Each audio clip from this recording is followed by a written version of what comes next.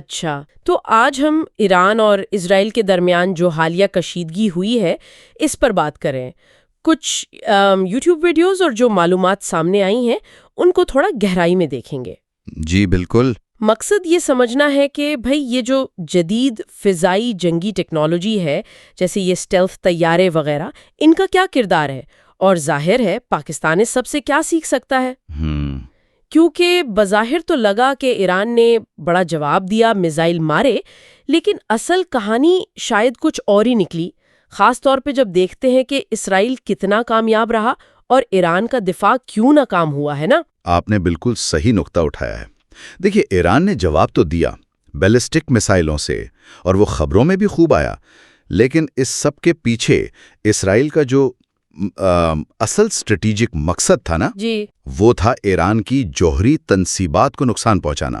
اور جو معلومات ہیں وہ یہی بتاتی ہیں کہ یہ صرف کوئی علامتی کارروائی نہیں تھی. اچھا، تو مطلب وہ اپنے مقصد میں کامیاب رہے. یہ جو کہا جا رہا ہے کہ ایران کی سالوں کی جو محنت تھی خاص کر نیوکلیئر پروگرام پر، وہ اس ایک حملے سے کافی پیچھے چلی گئی، یہ بات کہاں تک ٹھیک ہے؟ جی، یہی تو سب سے اہم بات ہے. ایسا لگتا ہے کہ اسرائیل کی جو فضائی کارروائی تھی وہ بہت مؤثر رہی. انہوں نے ایران کے جوہری پروگرام کے کافی اہم حصوں کو ٹارگٹ کیا. ایران کا جوابی حملہ ٹھیک ہے تعداد میں بڑا تھا، کافی میزائل تھے، لیکن وہ اسرائیل کے اس بڑے مقصد کو روک نہیں سکا، یعنی جوہری پروگرام کو پیچھے ڈھکیلنے والے مقصد کو. یہ فرق سمجھنا ضروری ہے. لیکن یہاں سب سے حیرانی کی بات یہ ہے کہ ایران کے پاس تو اچھے خاصے ایئر ڈیفنس سسٹمز ہیں، S-300 بھی ہے سنا ہے روس والا، اور اپنے بھی بنائے ہوئے ہیں، تو پھر اسرائیلی جہاز اندر کیسے گھس گئے؟ دیکھیں، یہیں پر وہ اسٹیلتھ ٹیکنالوجی والی بات آتی ہے. F-35 طیاروں کا استعمال، اور صرف طیارے نہیں، پوری ایک آپ کہہ لیں منصوبہ بندی. اچھا، وہ کیسے؟ جو اطلاعات ہیں ان کے مطابق یہ 2 حصوں میں آپریشن تھا. پہلے F-35 طیارے اندر گئے، شاید خود کش ڈرونز کے ساتھ مل کر، اور انہوں نے کیا کیا کہ ایرانی ایئر ڈیفنس کے جو ریڈار تھے، کنٹرول سینٹرز تھے، ان کو ٹارگٹ کیا. یعنی پہلے دفاع کو ہی اندھا کر دیا. بالکل، انہیں وقتی طور پر ناکارہ بنا دیا، نیوٹرلائز کر دیا.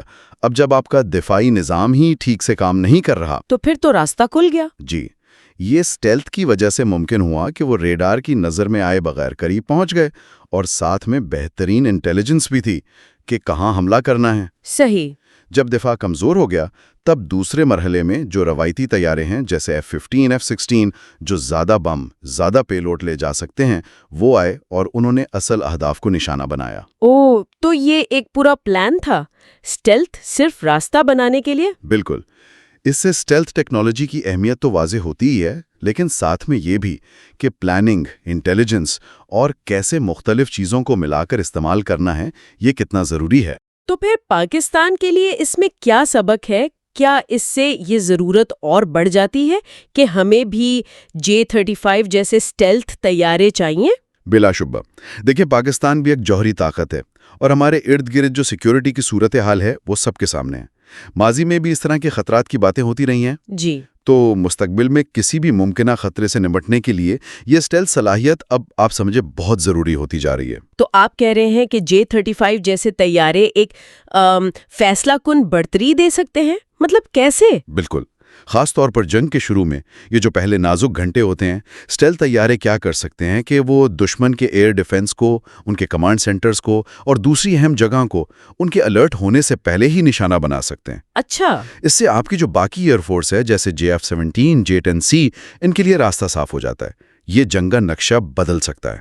لیکن ایک سوال یہ بھی آتا ہے کہ کتنے J-35 چاہیے؟ کچھ لوگ کہتے ہیں کہ 100 چاہیے یا اس سے بھی زیادہ. کیا واقعی اتنی بڑی تعداد ضروری ہے؟ نہیں، یہ ایک عام غلط فہمی ہے. آپ اسرائیل کی مثال ہی دوبارہ دیکھ لیں. F-35 کا کام کیا تھا؟ صرف دفاع کو ناکارہ بنانا. بہت مخصوص کردار تھا. جی. اصل بمباری تو F-15 اور F-16 نے کی. پاکستان کے لیے بھی ایسا ہی ہے. ہمارے پاس JF-17 ہے جو ہماری ایئر فورس کی ریڑھ کی ہڈی بنے گا. J-10C ہے فضائی برتری کے لیے. F-16 بھی ہیں. یہ طیارے ہی زیادہ تر کام کریں گے. تو پھر J-35 کتنے ہونے چاہیے؟ ایک اندازہ. دیکھیں، ایک مؤثر تصویراتی برتری کے لیے شاید 30 سے 40 طیارے کافی ہوں. ان کا کام ہوگا سب سے مشکل ٹارگٹس کو پہلے ہٹ کرنا، دفاع میں شگاف ڈالنا۔ اچھا، اور دلچسپ بات یہ ہے کہ کچھ جو غیر مصدقہ اطلاعات ہیں ان کے مطابق پاکستان ایئر فورس بھی شاید اسی تعداد کے آس پاس ہی سوچ رہی ہے۔ مقصد پوری فضائیہ کو اسٹیلتھ بنانا نہیں ہوتا، بلکہ ایک مؤثر نوکیلا دستہ تیار کرنا۔ بالکل ایک اسپیئر ہیڈ۔ تو خلاصہ یہ ہوا کہ یہ جو ایران اسرائیل کشیدگی ہے اس نے ایک بار پھر دکھایا کہ آج کل کی جنگ میں اسٹیلتھ ٹیکنالوجی کتنی اہم، کتنی فیصلہ کن ہے، اور پاکستان کے لیے J-35 جیسے طیاروں کا حصول بروقت ہونا ضروری ہے، لیکن ایک متوازن تعداد میں۔ جی بالکل یہی بات ہے۔ اور آخر میں ایک اور چیز اہم ہے، صرف ٹیکنالوجی لے لینا کافی نہیں ہوتا، اس کا صحیح استعمال، بہترین انٹیلیجنس، سارے سسٹمز کا آپس میں جڑا ہونا، پائلٹس کی ٹریننگ، یہ سب چیزیں مل کر کامیابی دلاتی ہیں، جیسے اسرائیل نے کر کے دکھایا۔ صرف جہاز نہیں، پورا سسٹم کام کرتا ہے۔ صحیح۔ تو مستقبل کی منصوبہ بندی میں ان سب چیزوں کا توازن بہت ضروری ہے۔ بالکل، یہی کلیدی نقطہ ہے۔